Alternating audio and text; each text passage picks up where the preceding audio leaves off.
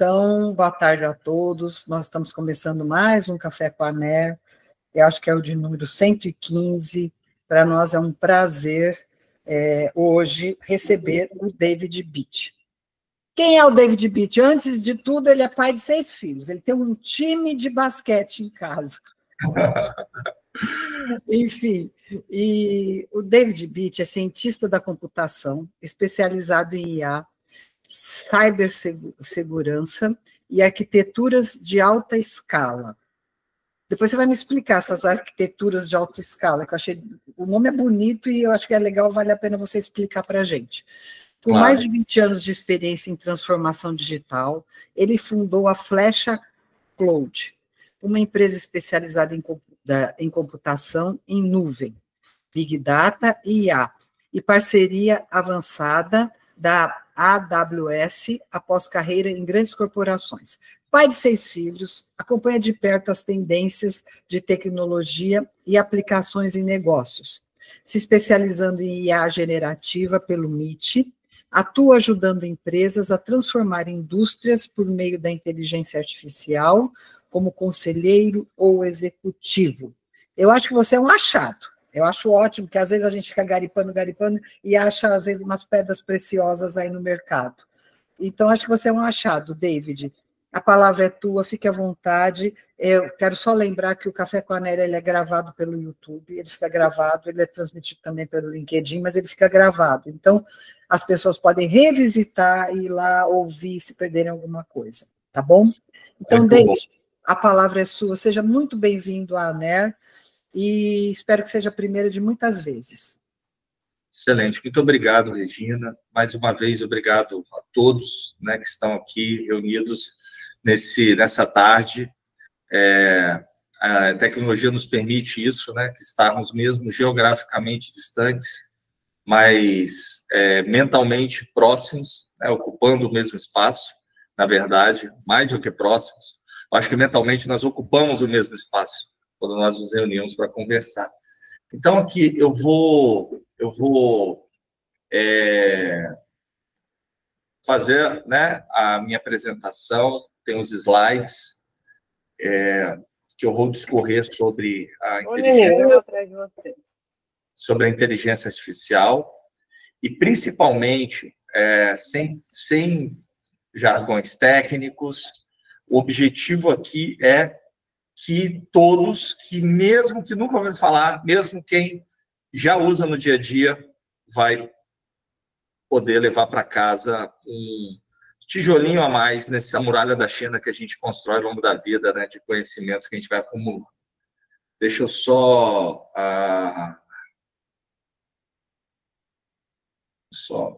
compartilhar aqui. Um segundinho.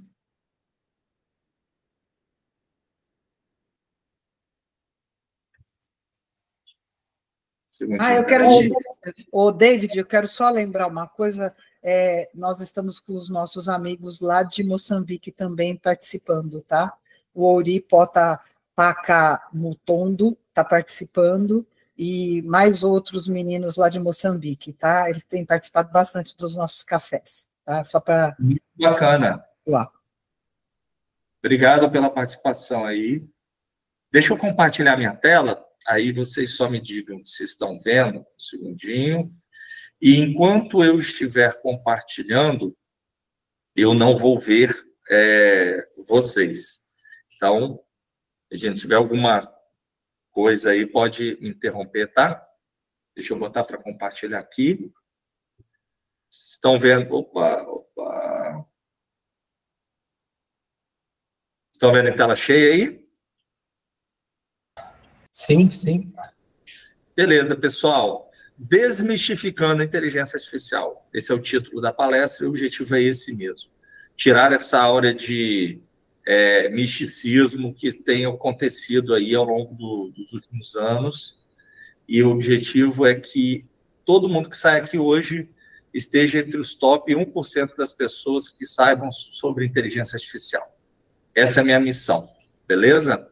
Conforme foi apresentado, meu nome é David Beach, eu sou cientista de computação, pai de 6 filhos, né? Então, dá para fazer um time de basquete ou um campeonato de tênis também, dá para fazer um torneio de tênis. Atuo ajudando empresas a modificar seus negócios através da tecnologia. A tecnologia é um meio pelo qual muitos negócios são viabilizados. Falar um pouquinho da minha empresa. A Flex foi fundada em 2008. Nós somos um time aí de dezenas de pessoas focadas em atender e transformar requisitos de negócio em tecnologia. Foi mencionado sobre arquiteturas de alta escala, né? Nós somos especialistas em pegar algo e fazer com que ele seja possível ser acessado por centenas, às vezes dezenas de milhares de pessoas ao mesmo tempo. Por exemplo, um site que precisa receber um acesso massivo de pessoas durante um período de tempo, seja ele e-commerce, seja um sistema de educação, né?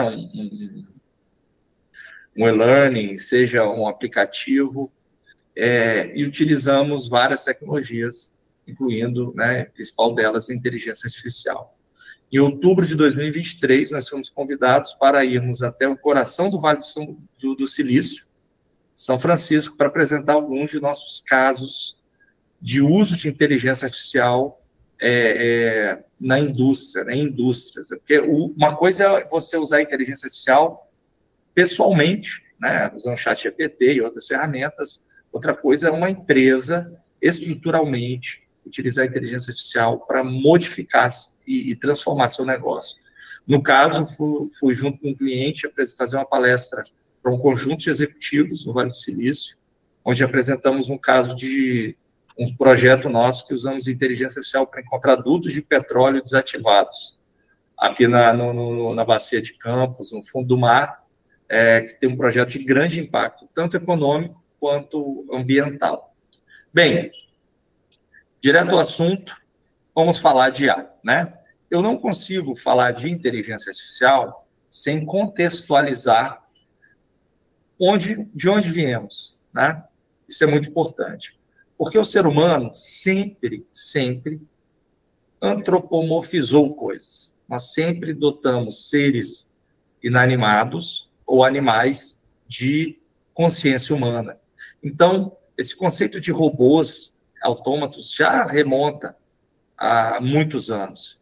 Nós temos alguns casos e alguns mitos, por exemplo, Talos de Bronze, né, na Grécia Antiga, era um gigante criado pelo deus Hefesto, que foi criado e programado para proteger a ilha de Creta, circulando a ilha e arremessando pedras em navios inimigos. Então, se você for transpor para os dias atuais, basicamente era um robozão autômato programado para fazer alguma coisa.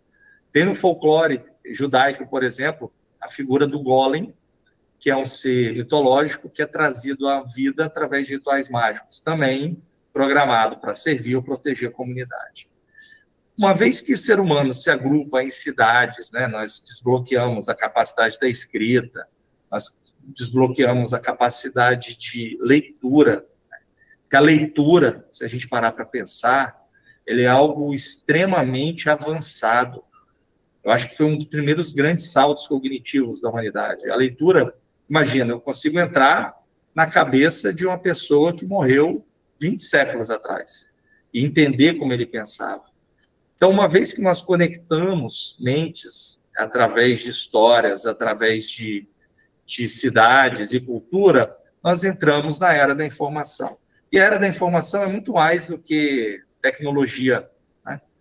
Informação é quando o ser humano precisa se reunir em cidades e a gente precisa lidar, né, com números, compra e venda de cabras, né?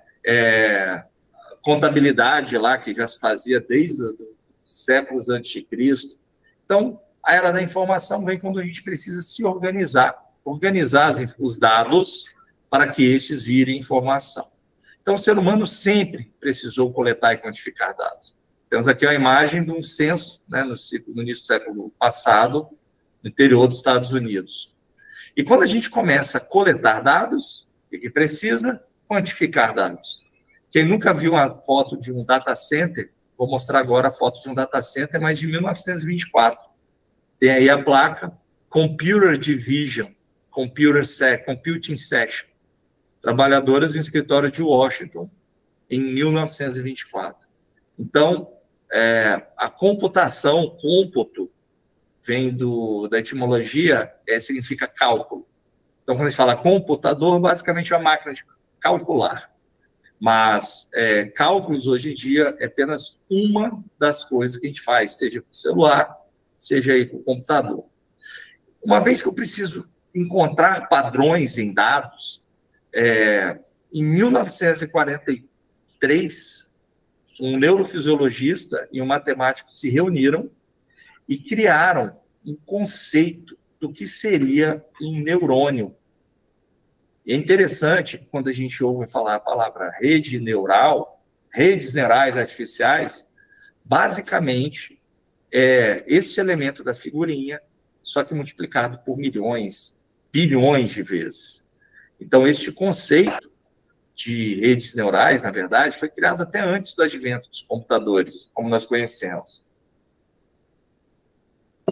E em 1950, esse cara, que é, para mim, as pessoas mais incríveis que já viveram, pai da ciência da computação, Alan Turing, escreveu esse artigo na revista trimestral de Psicologia e Filosofia, e o título do artigo é Computer Machinery Intelligence. E observe a primeira seção do artigo, The Imitation Game. E ele começa bem assim. Eu proponho para considerar a seguinte questão. As máquinas podem pensar? Isto deve iniciar com a definição do que é máquina e do que é pensar. Neste artigo, Alan Turing, quem já assistiu o filme dele, recente, muito bom, e o nome do filme era O Jogo da Imitação, que mostrava como ele contribuiu para a decriptografia da comunicação alemã, ajudando a antecipar o fim da Segunda Guerra. Nesse artigo, Alan Turing discorre sobre o modo pelo qual uma máquina pode ser considerada inteligente. E neste artigo, Alan Turing criou um teste. Ele não chamou de teste Turing, mas as pessoas, a gente até hoje, chama de teste de Turing. E o que é o teste de Turing? É um teste onde eu tenho uma pessoa, que ele chamou de oráculo, conversando com outro ser humano e com uma máquina. Só que essa pessoa, ele não sabe quem é o ser humano e quem é a máquina.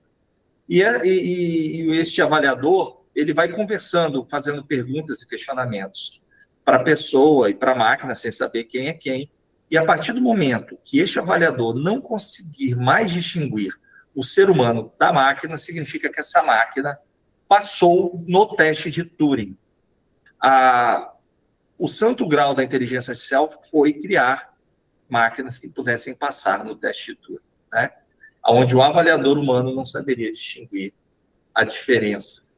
E outra coisa, o termo inteligência artificial, ele foi cunhado em 1956 por esse cara aí, John McCarthy, no workshop de Dartmouth, que é uma universidade americana, onde eles estavam identificando na matemática e na computação formas de fazer com que as máquinas pudessem simular certas questões que pudessem tomar decisões, ajudar a tomar decisões sozinhas. E aí o nome para essa área estava pendente. E eles acharam esse nome, inteligência artificial, um nome bacana, pegou mesmo, a gente usa até hoje. Basicamente, é uma estatística multivariada avançada, e aí foi o nascimento oficial da inteligência artificial como uma área autônoma de estudo. Em 1961, esse cientista britânico, Donald Mitch, criou o MANAS, Machine Educable Northern Cross Engine, que é uma máquina que sabia jogar jogo da velha. Olha que interessante. Um cara, para poder mostrar como é que funcionaria a inteligência artificial, criou uma máquina que aprendia a jogar jogo da velha. Porém, essa máquina não era eletrônica. Ela consistia de 304 caixas de fósforo. Dentro de cada caixa de fósforo várias bolinhas coloridas, e cada cor, né, representava uma jogada. E como é que funcionava essa máquina?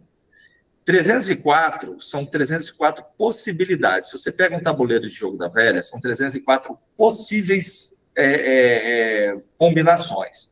Desde da combinação inicial, que é o tabuleiro sem nenhuma jogada, até aquela assim, um X no meio, ou uma bolinha no meio, um X em cima, uma bolinha embaixo. São 304 combinações possíveis. E esse jogo consistia da seguinte forma. Iniciava o tabuleiro com todas as caixinhas, com a mesma quantidade de bolinhas distribuídas em 9 cores, que são 9 possibilidades de pontos do jogo da velha. Iniciava o jogo.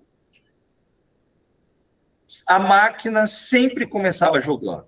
Então, a pessoa que estivesse jogando com as caixas de fósforo pegava a caixinha inicial e chacoalhava ela e sorteava uma bolinha. Neste caso, sorteou bolinha azul 2. Então, a máquina começava, tinha um gabarito, que mostrava que a bolinha azul era... a esfera azul significa jogar no canto superior, no meio, né? No meio da primeira fileira. Aí vai lá o ser humano e joga. Pô, se o computador jogou, né, as caixas de fósforo jogaram aqui em cima, na bolinha, eu vou jogar o X no meio. Ia na caixa de fósforo, isso daqui, imagina que você está olhando da esquerda para a direita, né? Ia nas caixinhas aqui correspondentes à jogada onde eu tenho um X no meio e a bolinha em cima. Chacoalhava, a pessoa sorteou cinza, aqui em cima. A máquina joga aqui. E aí o ser humano joga aqui. E assim até terminar a jogada. Neste caso, o ser humano ganhou. O que acontece quando o ser humano ganhava? As bolinhas que eu tirei, eu descartava, e vida que segue. Quando a máquina empatava, eu voltava aquela bolinha daquela cor e ainda botava mais 2 cópias daquela cor, ok? Quando o conjunto de jogadas terminava na máquina ganhando, eu voltava 3 bolinhas daquela cor. E o que aconteceu? Depois de 20 jogadas, só restaram nas caixinhas de fósforos bolinhas que geravam jogadas que a máquina ganhava. Então, depois de 20 jogadas, ou a máquina empatava ou ela ganhava. Isso daí é um dos exemplos mais simples do que a gente chama de RLHF, que é Reinforcement Learning by Human Feedback, que é aprendizado por reforço através de feedback humano.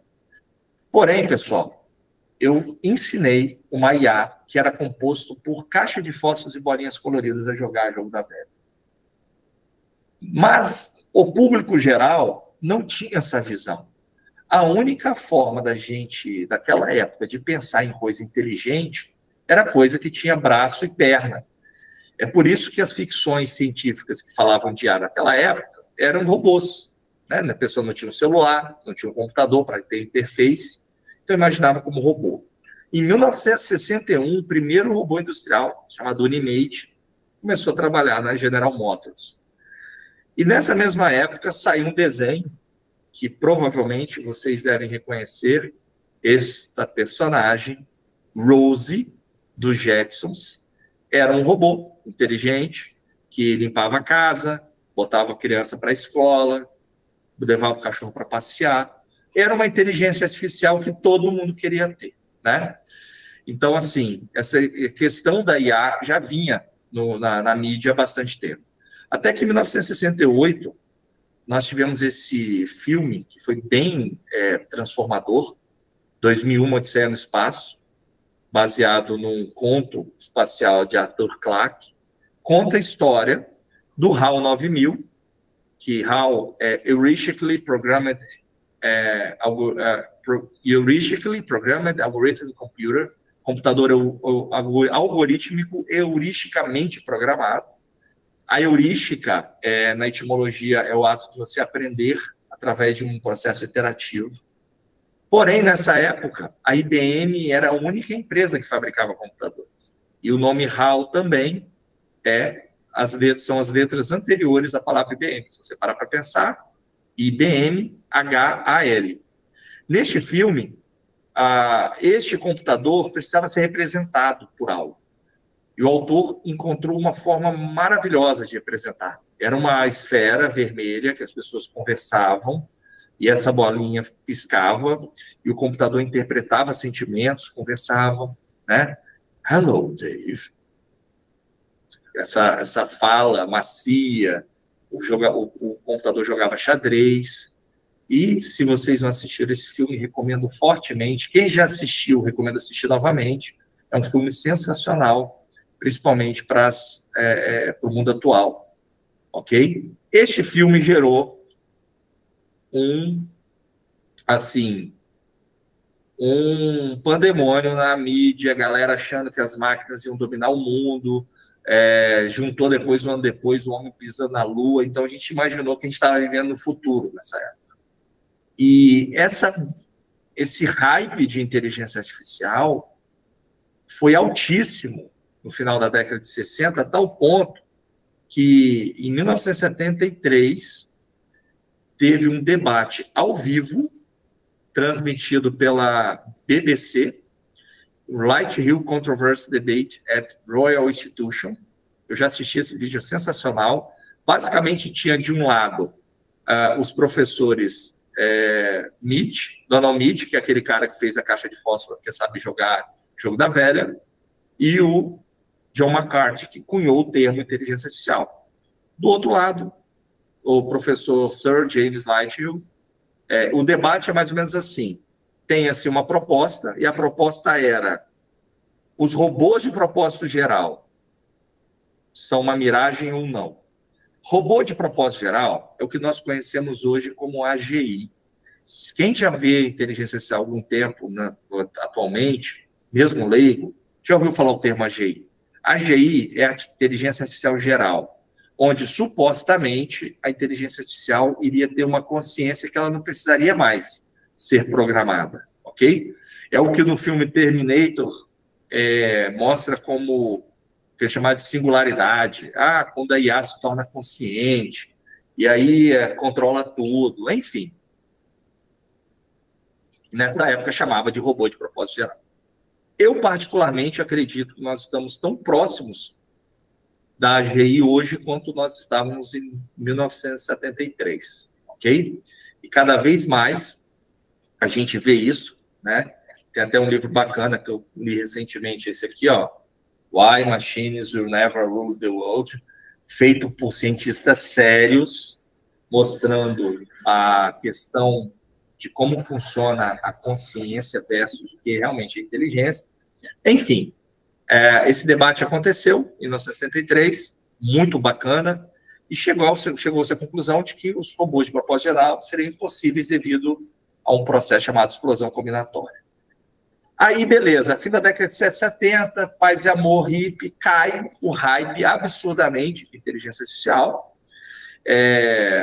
E aí você entra nos anos 80, computadores pessoais, voltando, as coisas começando a ter sentido, né? Sintetizador de voz, videogame, até que em 1997, o computador Deep Blue da IBM derrota o campeão mundial de xadrez, Garry Kasparov.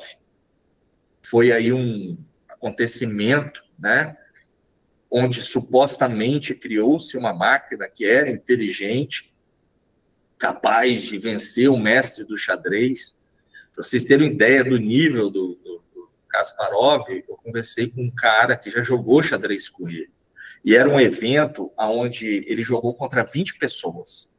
E esse cara era um dos 20 pessoas. Ele foi o penúltimo a perder. O cara que ficou o 20º, né, a perder, ficou mais 10 minutos depois dele. E teve aquela conversa toda, tal, e a galera conversando. E aí bate foto daqui, dali, ele chamou o Kasparov, agradeceu, falou, olha, foi uma aula de xadrez, para mim é uma honra estar com o senhor aqui. Ele falou assim, poxa, eu imagino que aquela jogada que eu fiz da rainha, assim, assim, assado, se eu tivesse feito tal coisa, eu poderia ter saído melhor. Disse que o Kasparov chamou ele no canto e falou, vem aqui. Pegou um tabuleiro de xadrez que já estava desmontado, montou o tabuleiro do jeito que estava no momento que o cara falou. Que não foi no final. Não foi como ele perdeu. E ele fez todo o passo com o cara até ele perder. deu uma aula ali de uns 5 minutos, mas ele falou assim, cara, eu não conseguia parar para pensar que o cara tinha na mente dele o tabuleiro meu de 20. Então, é realmente uma pessoa que é um computador humano. E perder para uma máquina, um cara desse nível, foi um grande feito para a IBM. Porém, quando o Kasparov perdeu, ele ficou puto, né? Ficou nervoso, mas o Deep Blue não ficou feliz. Porque o Deep Blue, nada mais, nada menos, é uma máquina capaz de simular milhares de jogadas no futuro e, estatisticamente, escolher aquela que tem menor chance de perder. Então, quando a gente para pensar a IA, de fato, você vê que, neste caso, é pura estatística.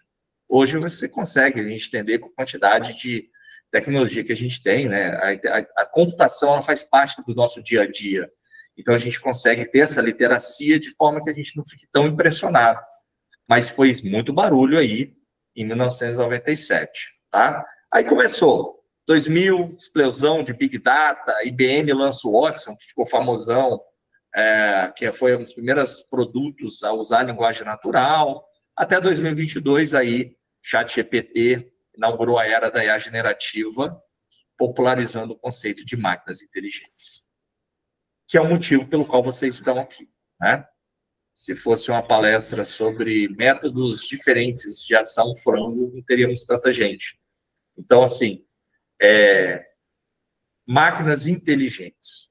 Porém, pessoal, como é que eu vou falar se uma máquina é inteligente sem contextualizar e conceituar o que é inteligência? Opa! O que é inteligência? Espera aí. É inteligência. Pronto. O que é inteligência? Eu me formei em ciência da computação em 2005, 20 anos atrás. E tinha-se vários conceitos de inteligência, né? Havia uma disso. Se você pergunta para o cara que é da IA, ele vai falar uma coisa. Só que existe uma definição que eu gosto bastante, que é de um dos maiores cientistas brasileiros, ao meu ver, o professor Miguel Nicoleles. Ele fala que a inteligência artificial não é inteligente, porque a inteligência é uma propriedade dos seres vivos, que surgiu durante o processo de evolução, é uma coisa que emerge da natureza, ok? Durante o processo de interação dos seres vivos com o meio e com outros seres vivos, nós precisamos dispor de estratégias para sobreviver. E essas estratégias de sobrevivência é o que nós conhecemos como inteligência. Para mim, é uma definição mais perfeita que existe. Ele fala também que a inteligência não é artificial porque são feitos por seres humanos e a gente vai entender um pouco esse ponto. E é interessante saber que, na natureza, a inteligência não precisa ser seres vivos. Nós temos o caso, por exemplo, de um fungo, Psarum polycephalum, que é um fungo que eles fizeram, os cientistas japoneses fizeram um teste, né? Que eles pegaram uma placa e colocaram um fungo no meio, onde você vê aí esse amarelo, tá? E vários pontinhos de trigo. Esse pontinho de trigo são cidades do Japão. E o fungo foi crescendo para se alimentar. E depois de 26 horas, o fungo criou uma rede otimizada de nutrição.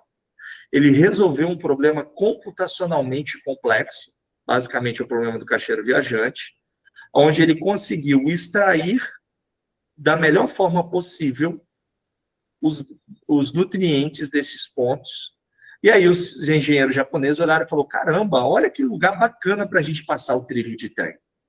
Então, assim, um ser sem cérebro resolveu de forma inteligentíssima um problema. Vocês já devem saber, quem já assistiu aquela série Last of Us, baseado em um videogame, lá nessa série é um vírus, é um fungo chamado Cordyceps militaris. Esse fungo, ele infecta uma formiga e a formiga vira um zumbi. Ou a formiga, ou um inseto, e é surreal esse zumbi, esse inseto, quando está infectado pelo Cordyceps, ele, de certa forma, busca lugares altos. Aí ele vai no lugar mais alto possível e morre ali. E aí o fungo nasce da cabeça, do cérebro dessa formiga, e ele vira como se fosse sabe, aquele dente de leão com os esporos para o vento levar. Então, o fungo manipula um ser vivo para que ele vá sempre para o lugar mais alto. Esse é o fungo Cordíceps militaris. E ele também já é usado há muito tempo na medicina, ó. Eu tomo ele todo dia. Tomo esse... Sim, eu acho que a única coisa que faz é a gente pensar... ele resolve um monte de coisa, melhora a saúde de várias formas, né? Claro que para o inseto ele funciona como um zumbi, é uma coisa bem surreal. Então, a natureza é cheia de estratégias absurdas de inteligência. As plantas podem se comunicar, as plantas conseguem fazer planejamento, né? Eu conversei uma vez com um cara que é cientista do CERN, que é aquele acelerador de partículas, e o cara mostrou um artigo onde tem casos reais mostrando que as plantas da Amazônia fazem votação para fazer chover. Nós temos um dos casos de sobrevivência mais legais da história, ao meu ver. Pimenta. A pimenta, toda a pimenta do mundo nasceu na bacia amazônica. Okay? A pimenta, tomate, tudo que parece pimenta, tomate, é da Amazônia. Eu fiz uma palestra uma vez em Roraima e é impressionante a quantidade de pimenta que tem lá. Agora, para pensar. A floresta amazônica é, né, um monte de árvores do tamanho de prédios, que você, às vezes, você vai entrar na floresta, parece que está à meia-noite, você precisa de lanterna mesmo durante o dia. E a pimenta é uma plantinha baixinha. O que a pimenta fez? Ela desenvolveu um mecanismo chamado capsaicina. A pimenta arde por causa da capsaicina. Só que tem um detalhe. A capsaicina só arde em mamíferos. Ela não arde em pássaros. E o que isso implica? Se a planta desenvolver um mecanismo aonde ela escolhe apenas quem voa para poder comer a fruta, o que aconteceu com essa fruta? Ela espalhou. Então, a pimenta desenvolveu uma estratégia de sobrevivência. E os portugueses, ao chegarem no Brasil, acharam aquilo bonito, e é realmente bonito, espalharam a pimenta pelo mundo. Agora, de todos os mamíferos, só tem um mamífero que come pimenta de livre e espontânea vontade, né? Eu adoro pimenta, acho que muitas pessoas aqui devem gostar também, mas como estratégia de sobrevivência, a pimenta colocou no único mamífero que é capaz, até então, de raciocinar e planejar, como se fosse um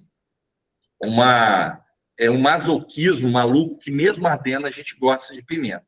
E a pimenta hoje se espalhou pelo mundo, se incorporou em várias culturas, inclusive as pimentas na Índia são as que ardem mais. Por quê? Porque a pimenta está disputando o terreno com elefante, búfalo, por isso que ela tem que arder bastante para poder sobreviver. Outro caso interessante, corvos. Corvos podem se comunicar. Eles comunicam entre si, eles fazem retrato falado de pessoas. Fizeram experimentos onde alguém vestido de homem das cavernas maltratou um corvo, e esse corvo passou para outros corvos o retrato falado dessa pessoa, e mesmo depois de alguns meses, alguém vestido de homem das cavernas era atacado. Só que o corvo, depois de alguns anos, identificaram que ele passava no ninho algumas informações. O cara entrou no Serasa dos corvos lá e era atacado. Negócio surreal, ninguém consegue explicar como um animal consegue fazer um retrato falado de alguém, ok? Algumas pausas, aqui, o pit stop para algumas questões filosóficas. Todas as nossas ideias ou percepções mais fracas são imitações de nossas mais vivas impressões ou percepções. Tudo que a gente pensa, que a gente acredita, é o meio que nos molda. O ser humano vem com a programação meio de fábrica, mas o que a gente acredita, o que a gente pensa é moldado com o ambiente, por quem a gente anda, com as informações que nós permitimos que sejam disponibilizadas para nós mesmos. E outra coisa, a vontade, considerada puramente em si mesma, é inconsciente. Simples tendência cega e irresistível a qual encontramos tanto na natureza do reino orgânico e do vegetal, nas suas leis, como também na parte vegetativa da nossa vida. Arthur Schopenhauer, Weishaupt, 1788, no livro O Mundo como Vontade e Representação. Aí você fala assim, pô, David, o que tem a ver vontade e visão de mundo com IA? Bem, não seria uma palestra normal se não envolvesse filosofia, porque, no fundo, é muito parecido. Ela é parecido por quê? Se a inteligência artificial não é inteligente, nem artificial, como que ela entende o nosso mundo? Como que a inteligência artificial entende o nosso mundo? Primeiramente, uma contextualização. Toda a informação criada pelo ser humano no século XIV, ela dobrava a cada 400 anos. Imagina, tudo que sabia de filosofia, história, biologia, engenharia, dobrava a cada 400 anos. Depois a gente começou a dobrar a cada 50 anos, né, no século XIX. Depois, em 1950, a cada 20 anos. 70, 80 a cada 10 anos. Agora a cada 8 anos. E estima-se, na atualidade, que todo conhecimento e informação do mundo dobra a cada 8 a 12 horas. Milhões de horas de vídeos, filmes, podcasts, enfim, 99% porcaria, mas hoje, eu tenho 6 filhos, e meu filhinho de 5, meu quarto filho aí de 5 anos, Luiz, provavelmente sabe mais sobre assuntos diversos do que o imperador romano. Obviamente, a pessoa tinha mais sabedoria, mas quando você fala de quantidade de conhecimento, hoje em dia está surreal, né? Claro que tem um cara aqui, ó, Leibniz falava se a inteligência fosse medida pela quantidade de figurinhas, né, de conhecimento que a pessoa tem, quem decorasse mais figurinhas seria mais inteligente, né? A inteligência, que é a capacidade de fato, se adaptar a situações adversas, é muito mais do que saber coisas, mas a quantidade de informações disponíveis hoje há de concordar todos aqui que é surreal quando comparada a 20 anos atrás, quanto mais a 100 anos atrás. Então, basicamente, gente, a inteligência artificial, ela é um modelo que tenta se aproximar da realidade a partir de um processo de feedback. O modelo se aproxima da realidade a partir de um feedback. Lembra das caixas de fósforo? A caixa de fósforo sozinha, ela era uma caixa de fósforo cheia de bolinha. Usamos ela para jogar jogo da velha. Cada vez que a caixa perdia, eu tirava bolinhas daquela cor. Cada vez que a caixinha ganhava, eu devolvia bolinhas daquela cor e mais bolinhas daquela cor. Eu modelei as caixas de fósforo fossem aptas a jogar um jogo da velha, que é a tarefa específica. Então, todos os métodos capazes de se aproximar da realidade a partir de um processo de feedback, seja ele supervisionado ou não, né? O ser humano ali no meio, né, man the loop ou não, chamamos hoje como inteligência artificial. Tem milhares de técnicas, métodos, ferramentas, formas que no fundo visam o modelo que se aproxima da realidade a partir do processo de feedback. Passou no cartão no banco, bloqueou. Poxa, por quê? Porque eu aprendi com transações passadas que alguém que tem aquele seu perfil, daquele jeito, papapá, quando comete isso, nesse horário, de grande chance de fraude. Bloqueia o cartão. Todos esses dados disponíveis e treinando modelos, você vai tendo hoje a inteligência artificial em vários lugares. Então, IA envolve técnicas que buscam aproximar o modelo da realidade através de processo de treinamento com feedback, para quando ele seja capaz de executar a tarefa desejada. Até relativamente pouco tempo atrás, o conceito de inteligência artificial era bem sim. Quando a máquina for capaz de fazer uma tarefa que até um ser humano faz. Esse é o tipo de... Era essa visão. Da onde vem a máquina, lá o teste Turing. Se a gente for pensar desse jeito, é muito simples. Eu podia falar que uma catraca de ônibus é uma inteligência artificial. Então, a inteligência artificial computacional, como nós conhecemos, são modelos que executam tarefas que foram treinados para fazer. Um exemplo, 10 anos atrás, os cientistas do MIT fizeram um modelo capaz de... Eu tenho aqui na foto uma câmera atrás de uma parede à prova de som e essa câmera filmando uma batata chips no chão. As pessoas vão conversando na sala e a vibração que causa na batata chips gerou um padrão que, pela imagem da vibração, os caras reconstruíram o que as pessoas estavam falando na sala. Ou seja, eu consigo enxergar o som através de uma câmera. É por isso que, hoje em dia, você não tem líderes de Estado sentados com um copo de água na frente. Que o cara cochicha assim, tampando a boca. Se alguém com uma câmera conseguir filmar a superfície da água num padrão, ele consegue reconstruir o que foi falado. 10 anos atrás, tá? Isso é uma coisa mostrando que, com dados, computador e padrões reconhecidos, a gente consegue resolver muitos problemas. E muitos deles, nem ser humano seria capaz de fazer. Ok? Quem já viu isso daqui? Todos, provavelmente. O nome disso é CAPTCHA. Completely Automated Public Turing Test to Tell Computers Humans Apart. Teste de Turing público completamente automatizado, capaz de separar seres humanos de computadores. Observe, tá?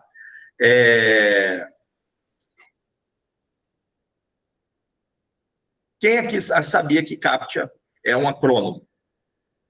Poucas pessoas sabem que CAPTCHA é Completely Automated Public Turing Test to Tell Computers Humans Apart.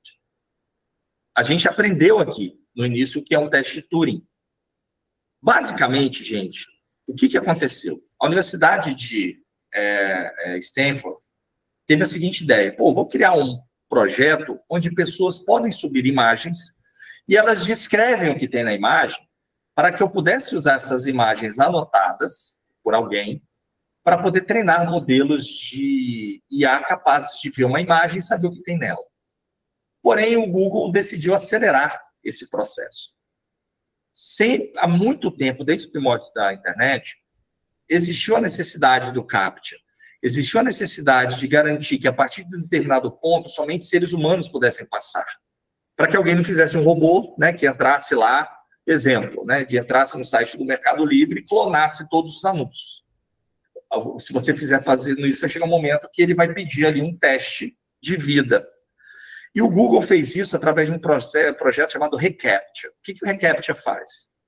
Ele mostrava para as pessoas, todo mundo aqui já viu isso, tá? Então, parabéns, vocês foram trabalhadores mais baratos, dedicaram grande parte do seu precioso tempo, e todo mundo junto aqui foram bilhões de horas, onde pessoas viam fotos e o computador falava assim: diga o que são barcos. Aí você tem aqui do meio superior um barco, na linha central aqui no meio também um barco, e no canto esquerdo inferior um barco. Ok? Como é que funcionava a questão? O reCAPTCHA sabia das 3 imagens, com certeza, o que era barco em 2 delas. Digamos assim, olha, o primeiro eu sei que é 98% de chance de ser barco, o outro 99,3%. Agora, tem um aqui que eu tenho 60% de certeza se é um barco ou não. Vamos ver se é um barco mesmo? Mostrava esse joguinho. Aí se você acertou 2, a chance de você acertar 3 era muito alta. E como você não sabe qual era a imagem que o computador não sabia, você ajudou a treinar, ok? É aí que o computador funciona. Minha filhinha, Sofia, de 1 ano e 5 meses, se eu mostrar essas fotos, ela vai apontar onde tem um barco em todas elas.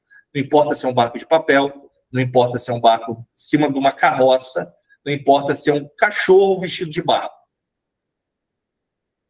Essa IA simbólica que nós temos é um outro ramo que estão engateando ainda, que é praticamente impossível simular computacionalmente. Então, basicamente, o computador precisa de milhares e milhares e milhares de imagens para poder saber que aquilo é um barco. para poder saber que aquilo é uma taça. E essas milhões e milhões de imagens de várias classes que nós chamamos, anotadas por pessoas como eu e você que ajudamos, né, a dizer o que é barco, o que é ônibus escolar, o que é um sinal de trânsito, treinou a IA para que ela fosse capaz de fazer o que nós temos hoje. E há uma questão que esse artigo de 2017, apesar de causarem preocupação quanto à perda de empregos e avanços da IA, requer um exército de trabalhadores para treinar máquinas. Colaboradores dedicam de 5 minutos a 40 horas semanais para o serviço. A Amazon tinha um serviço chamado Mechanical Turk. Tem várias empresas que concorrem, mas basicamente o que esse serviço faz? Imagina o Uber, onde pessoas no mundo todo se cadastram na plataforma para poder receber emissões. E aí uma empresa, por exemplo, do Brasil, uma seguradora, pega 5 mil fotos de batida. E aí ele fala assim, poxa, eu preciso que vocês me digam se é uma batida, se é um dano de retrovisor, de casco ou de vidro.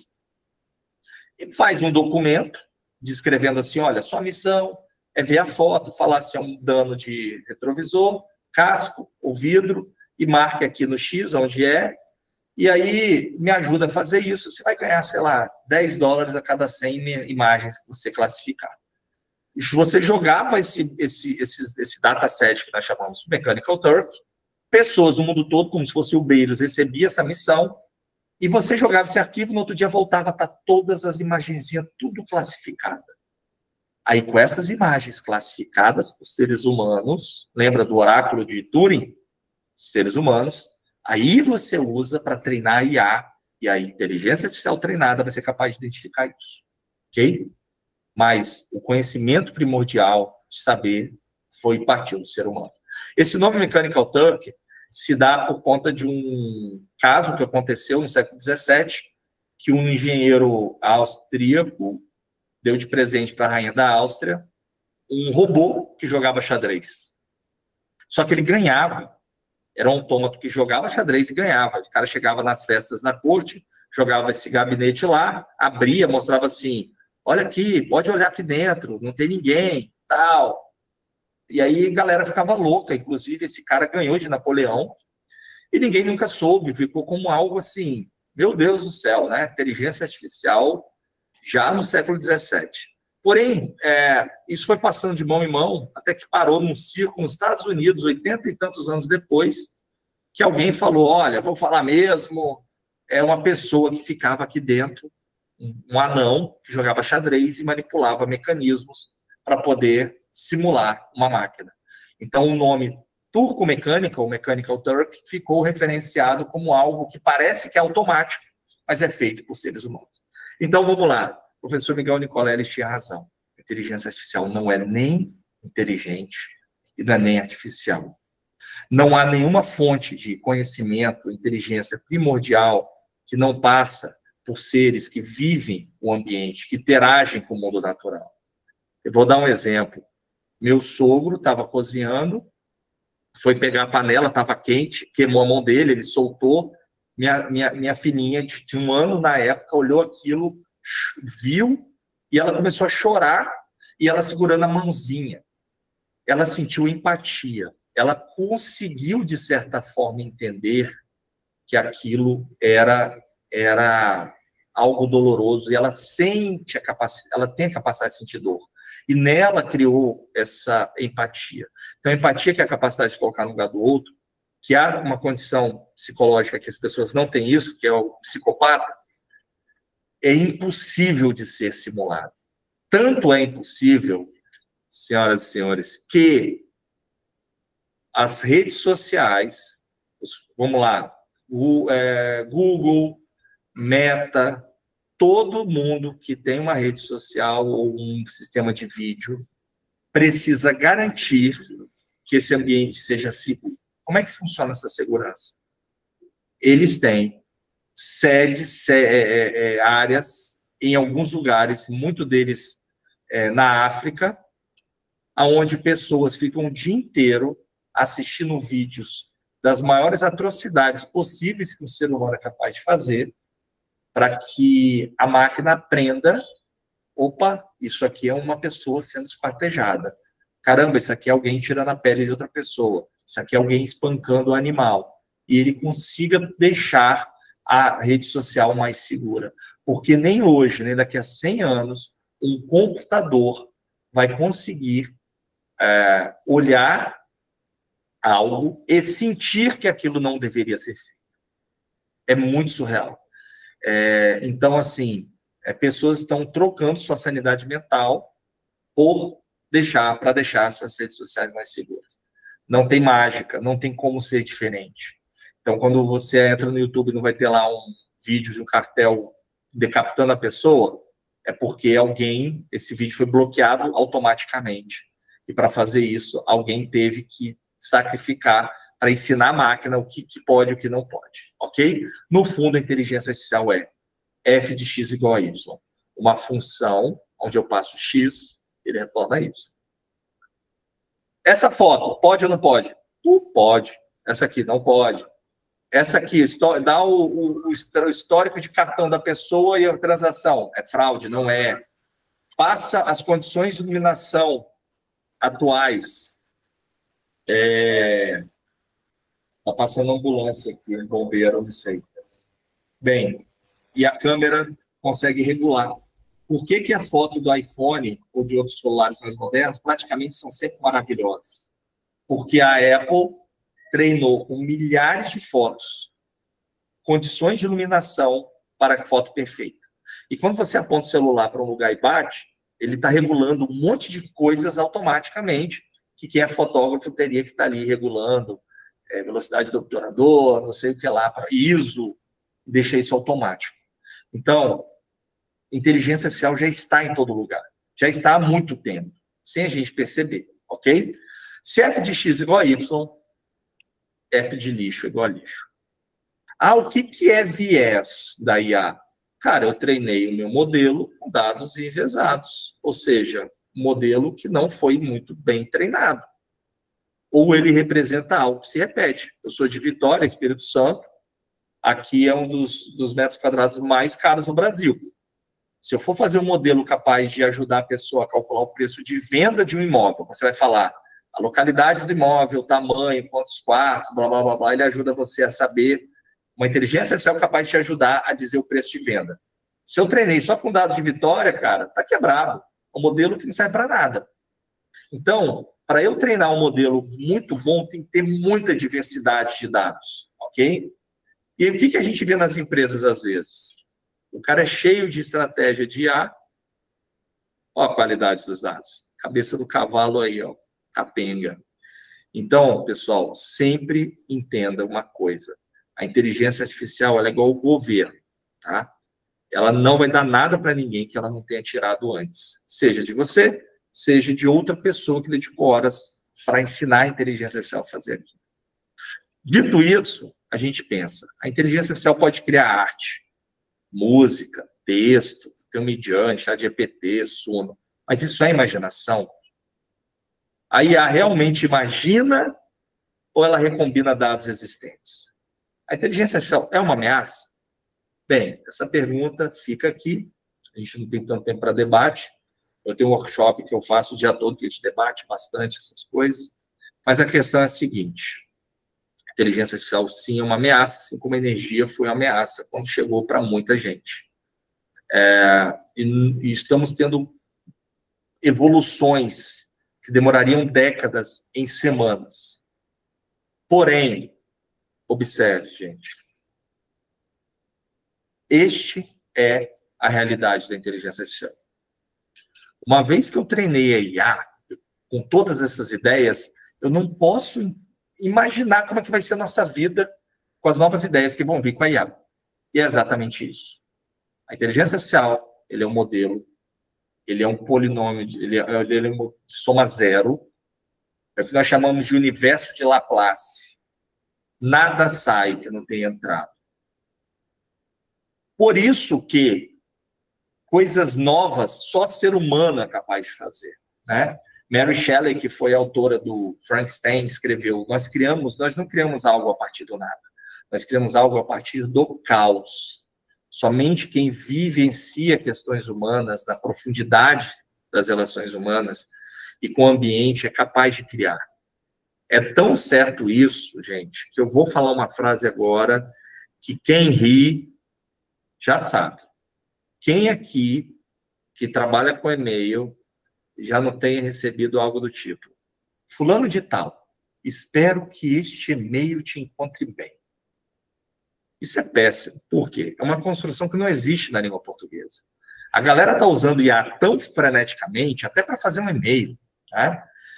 E que a IA vai responder com aquilo que é a média da soma dos pesos do que ela entrou nela. Então, toda vez que entrou alguém pedindo para fazer um e-mail, e mais de 80% do corpus da IA é em inglês, não tem como não ser, porque a maioria dos conhecimentos disponíveis estão em inglês na internet, ela vai responder conforme foi cartas do passado, que alguém, né, porque a palavra e-mail em inglês passou a virar mail, mesma coisa, não tem mais e-mail, mail, virou a mesma coisa. E as cartas antigamente, né, você pega lá a Sêneca, que basicamente o livro eram cartas que ele escrevia para o irmão, outra para o amigo, que ele começava assim: fulano de tal, espero que essa carta te encontre bem. Por quê? Porque o cara mandava carta hoje lá em Tebas e vai chegar não sei quando lá em Roma, o cara pode ter morrido, né? Então todo mundo fazia isso. Isso acabou incorporando, e você tem vindo, eu tenho visto recebendo e-mails assim, sendo que não faz parte da nossa vivência. E aí, ó, esse cara falou que é certo: estou vendo respostas geradas por IA, a comentários gerados por IA, em artigos gerados por IA, sobre documentos gerados por IA. E perguntando onde os humanos estão indo. Exatamente. Bem, a inteligência artificial é, sim, a generativa, que é o ChatGPT da vida. Ela tem a palavra generativa porque a saída parece com a entrada, ok? Ela desbloqueou uma quantidade de coisas que a pessoa acha, porque a fala e a escrita é um modal mais usado pela gente. E a gente acredita que a gente está conversando com algo consciente, tá? E eu vou falar um pouquinho de onde isso veio. Em 2017, o Google, tentando fazer um tradutor melhor, ele abriu a caixa de Pandora. A língua humana, ela é sequencial e dependente. Se eu falo assim: o rato roeu a roupa do rei de Roma, nenhuma dessas palavras faz sentido se você não souber todas elas, na ordem que elas aconteceram. E uma vírgula muda o sentido. O imperador disse: fogo, vírgula, não poupem a cidade. Ou o imperador disse: fogo não, vírgula, poupem a cidade. Olha só, a vírgula queimou não a cidade. Então, como na língua ela é sequencial, como é que eu treinava um modelo de tradução? Eu tinha a frase em português e a correspondente em inglês.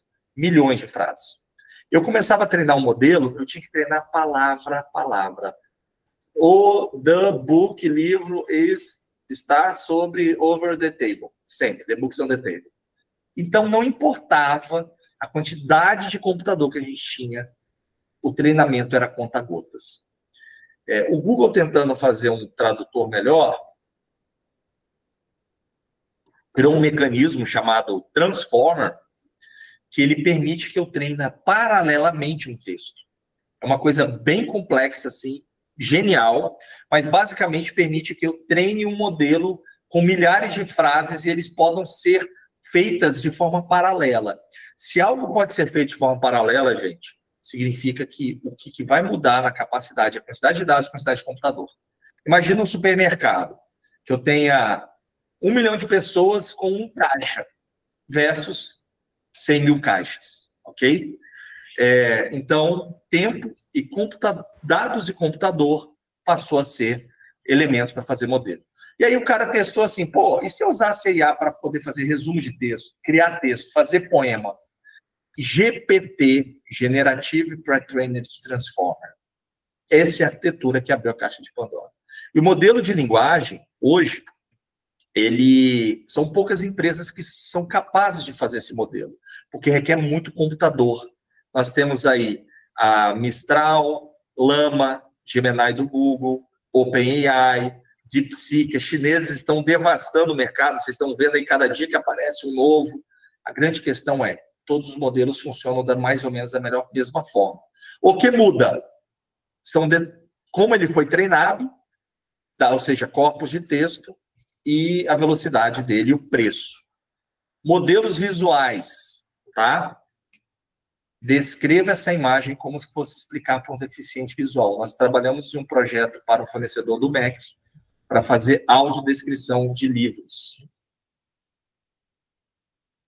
Pessoal, é 1 hora só que eu tenho? Regina? É 1 hora, mas está tão gostoso. A gente pode marcar uma segunda parte. Porque... mas é 1 hora mesmo? Tem que terminar em 1 hora? Não, você precisa de mais quanto tempo? Umas 40, 60 minutos. Mentira. Ô, David, deixa eu te falar uma coisa.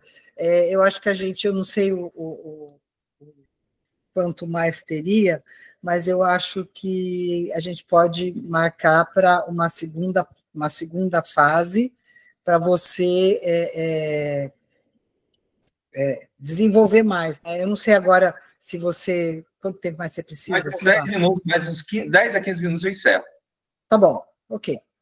Tá bom? Não, sim, assim, pessoal, o objetivo aqui não é prática, o objetivo é desmistificar, tá? Sim, bem, nós temos um modelo que eu vejo uma foto e ele diz o que está sendo feito na foto. Nós fizemos aqui um projeto para o MEC, para audiodescrição de vídeo de fotos para deficientes visuais. Então, você vê a foto e ele gera a descrição. A imagem mostra. Nós temos modelos que geram imagem. Vocês devem conhecer, ChatGPT, Midjourney. Uma girafa vestida de bailarina, vestida de salto alto, andando de bicicleta, usando cachecol e boné de beisebol. Esses modelos são capazes de fazer isso. Porém, pessoal, quem trabalha com modelo aqui, eu vou passar para vocês um prompt que é impossível da IA fazer. Faça a imagem de uma taça de vinho tinto sendo cheia até a boca por uma garrafa. O vinho está esborrando sobre a mesa. Observe que imagem tosca. Não consegue. Não existe massa crítica de imagem de taça de vinhos sendo transbordando. Por isso que a IA nunca vai conseguir fazer isso. Aí alguém fala assim, David, já que você fez um prompt ruim, olha, esse foi um prompt super mega rebuscado, feito no maior modelo de geração de imagem do mundo hoje.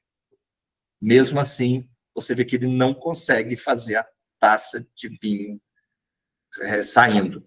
Portanto, pessoal, não é possível a IA fazer algo que ela não tenha sido usada antes. Ok? Bem, quando a IA começou a pegar toneladas de texto, toneladas de relação entre palavras, criou-se internamente na IA um conceito de embeddings. É como se eu olhasse uma palavra e pudesse ver a relação dela em relação a um peso específico, que nós chamamos de parâmetros. Por exemplo, a palavra uma, mulher. Se eu ir na distância do aumento da realeza dela, ela bate na palavra queen, rainha. Se eu diminuo a idade, que é o eixo Y, ela vai em princesa. No fundo, a IA entendeu como as palavras se relacionam. E a inteligência artificial generativa nada mais é do que uma máquina capaz de prever a próxima palavra. Então, quando você conversa com a IA, você não está perguntando, a IA respondendo. É como se a IA estivesse completando frases. Não tem um ser racional ali. Ele está sorteando as próximas palavras para que faça sentido naquilo. E o modelo que gera a imagem, ele está sorteando o próximo pixel para que faça sentido. Então, quando a eletricidade foi criada, Tesla andava pelos Estados Unidos mostrando a eletricidade. Ali, ó, raios, andando para lá e para cá. Bobina de Tesla. Porém, hoje a eletricidade é invisível para a gente. E a tendência é que a IA se torne cada vez mais invisível e embutida naquilo que a gente usa. Ok? Mas tem outras aplicações. Nós temos TVs hoje que aumenta a resolução de um vídeo em tempo real ao mesmo tempo. A Samsung está lançando. Então, dentro da TV tem um chip que aumenta dinamicamente a resolução. Você pega um vídeo velho lá, 320 por 200, ele faz o vídeo 4K. Nós temos o caso, por exemplo, da Autodesk, que faz o AutoCAD, que fez uma IA generativa capaz de criar peças. Por exemplo, o cara pegou o projeto de uma moto, tirou o eixo e falou para a IA, complete essa imagem. Ele gerou um eixo. Nós temos aí o Adobe, que faz o Generative Fill, né? Você pega uma imagem e manda falar, ó, gera um carro, ela faz o carro, faz uma poça, e assim sucessivamente. Então, para os designers estarão cada vez mais produtivos. E a grande questão é a seguinte, eu quero que a inteligência artificial lave minha roupa e minhas vasilhas para que eu tenha mais tempo de escrever. Não que a IA faça a minha arte, escreva para mim, eu tenho um tempo mais para poder lavar minha roupa e meus pratos.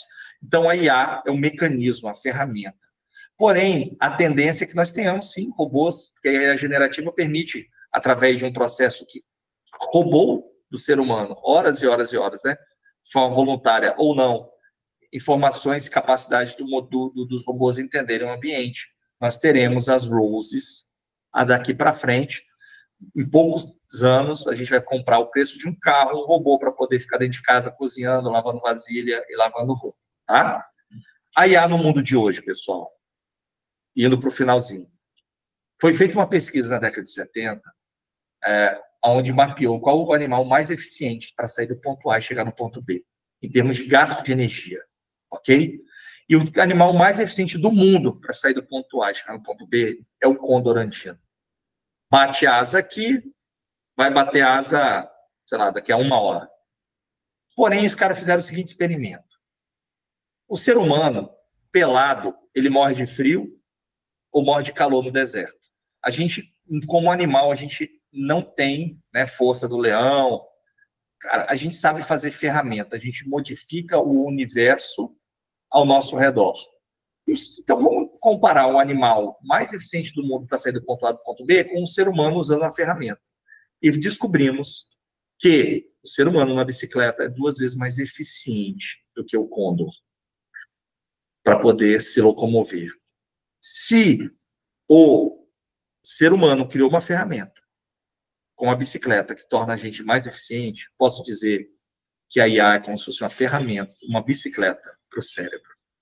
A gente consegue fazer mais com menos, a gente consegue cobrir áreas de sombra, a gente consegue ser mais produtivo, mas a gente não pode delegar para a bicicleta fazer coisa pela gente. A gente tem que guiar essa bicicleta. Não se trata de ferramentas, ok? Qual é a ferramenta? Todo dia nasce e morre milhares de ferramentas. Ferramenta para fazer apresentação, ferramenta para fazer isso, ferramenta para fazer aquilo. O que importa é o que a gente faz com a ferramenta. Michelangelo tinha isso quando criou a figura de Davi, com a perfeição que é.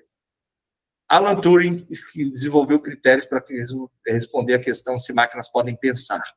O que sabemos que agora é tão relevante quanto a questão de saber se submarinos podem nadar. Um dos pais da ciência da computação, Ed Gerdeisker, escreveu isso em 1984, uns 40 anos atrás. A inteligência artificial não pensa pela gente. Assim como se ela pensa ou não, está com quem pilota ou não essa IA. O que a gente precisa para continuar relevante? Ter capacidade de lidar com grande quantidade de informação. A gente tem que estar preparado para esse novo mundo. Não adianta achar que a IA só vai tomar o emprego. O ser humano, a IA não vai tomar emprego de ninguém. O ser humano, sabendo usar a inteligência artificial bem usada, vai ser muito mais produtivo que muitas pessoas, conseguir fazer mais. Assim como não dá para competir de um lavrador cavando a terra no chão com uma pessoa pilotando um trator. Gente, não dá. É mais ou menos isso que está acontecendo agora. Isso aconteceu muito rápido, mas a gente tem que, cabe ao ser humano ter literacia de dados, a gente saber enxergar separar o joio do trigo. Nunca existiu um momento melhor do mundo para você ser excepcional, nem o pior momento para ser mediano. Os Estados Unidos saiu da guerra lá, porque enquanto os Estados Unidos faz uma fragata que cada míssil custa 4 milhões, cada bala custa $50, e em 10 minutos o navio consome 50 milhões de dólares, literalmente, o pessoal dos holdings lá fazia um drone autônomo com $800 e afundava uma fragata dessa. Essa guerra assimétrica que aconteceu de fato nas zonas de guerra, por isso que economicamente não se é mais viável guerra, está acontecendo. Mega ultra tecnologias que eram ligadas, disponíveis apenas em séries de pesquisa e na NASA, agora está disponível para todo mundo. O que muda nessa figura? O ser humano. Nós temos alguns cases aí, de uso de ar para encontrar dutos de petróleo desativado, casos que eu já fiz na Britânia, no SESC Senat, vários casos. Tá? Posso ler dados, dar input automático, ler notícias no mercado, no portal de notícias e destacar a classe da notícia, os elementos que estão ali, de quem ele fala, para ajudar a indexar. As possibilidades, quando se lida com informação, são infinitas. Porém, eu quero mencionar uma coisa aqui, pessoal. Em 1968, teve aquele filme, que é o 2001 Odisseia no Espaço. A galera ficou alucinada. Nessa época, Gilberto Gil escreveu esse trecho, essa música, o Cérebro Eletrônico, que tem o cérebro eletrônico comanda, manda e desmanda, ele é quem manda. Só eu posso pensar se Deus existe. Só eu posso chorar quando estou triste. Só eu caco meus botões de carne e osso. Eu falo e ouço. Não há nada que a IA possa fazer que não tenha alguém que ensinou ela antes. Primeiro ponto. A IA não tem vontade, não tem. Ela é algo exclusivo do ser humano e da natureza. E tudo que a IA sabe, ela fez parte do que ela, assim como David Hume fala, do que a gente está imitando no nosso ambiente. Portanto, nutrem-se sempre de informações boas. Ou você perde o medo, ou você perde a oportunidade. É isso. Tá bom, pessoal? Bem, vou deixar o QR Code aqui, quem quiser ler. Aí tem um Linktree com vários links, curiosidades, e eu estou à disposição de vocês, né? Quem quiser, não sei se pode aí uma conversa rápida, mas a gente pode marcar uma segunda rodada só de quem participou, porque senão não tem contexto. E é isso. David, é assim, é uma delícia te ouvir, de fato, porque a vida é filosofia, né? Eu acho, antes de inteligência artificial, antes de computação, antes de tecnologia, a vida é filosofia. E eu acho muito interessante toda essa junção que você faz, sabe? Nos ajuda a navegar de uma forma muito gostosa em temas que muitas vezes são áridos. Mas, enfim, de fato, eu acho que você está você está convidado para uma nova rodada em que a gente continue, né, essa conversa com outras visões aí e outros ganchos, né? Eu acho que pode ser muito interessante. Eu acredito que você deva ter material para uma pós-graduação, de fato. Enfim. De fato. Obrigado, Regina. Assim, eu gosto de... O que é a filosofia, se não a documentação de todas as facetas das interações humanas? Eu acho que eu vejo isso, tá? Pessoas que pensam assim, a espécie humana, como é que interage com o ambiente, e isso foi documentado ao longo do tempo, através de pensamentos dos grandes pensadores. E a IA, eu gosto de conectar a IA com a filosofia, porque a IA é um universo que é apenas uma maquete do que é realmente a gente, e que nunca vai se aproximar. Trabalho com isso, que dá para automatizar, que dá para fazer coisas que transformam a indústria, okay? É o meu negócio, inclusive. Mas que a gente tem que tirar isso, a esperança de que a IA vai fazer algo a mais por nós mesmos. Beleza? Essa é a mensagem, gente. Eu acho que é isso mesmo, é o que você disse agora há pouco. Vai chegar um momento que a IA vai fazer parte da vida de tal forma que você nem vai perceber que ela faz parte da tua vida. Né? Como vestir roupa, como tomar banho, no fim vira uma coisa automática. Acho que vai acabar acontecendo isso, né? Exatamente. Eu quero te agradecer demais, refazer o convite de fato para que você volte, tá?